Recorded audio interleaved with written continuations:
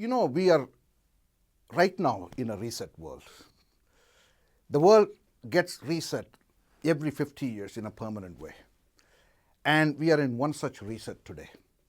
And in a reset world, innovation is more important than not less important. And what this newsletter is going to do is to create a forum where we're going to have a conversation around what are the next practices in innovation and execution in this reset world. Let me just take a minute and talk about how the world has been permanently reset. At least I see three important fundamental changes that have happened as a result of the global financial meltdown.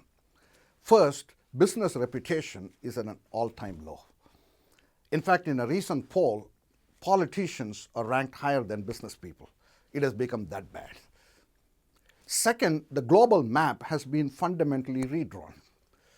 The growth has shifted from developed countries like US, Europe, and Japan to the so-called BRIC countries, Brazil, Russia, India, China, to Middle East and Africa. In fact, 15 years ago, global companies used to think of their strategy in terms of strategy for US, Europe, Japan, and the rest of the world. Today, they are thinking about their global strategy in terms of BRIC countries, Middle East, Africa, and the rest of the world. And the rest of the world now includes US, Europe, and Japan. And the third big reset is government has moved next door to business, and they are not leaving.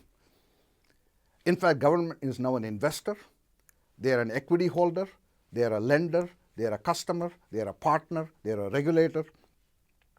In fact, 5 years ago, if a CEO went to Washington, D.C., we used to think that CEO is a loser. Today, CEOs are going in thousands to Washington, D.C. May not be in their private jet, maybe in the subway train, but they are there because that's where the action is. In a reset world, innovation is the only way to remain competitive.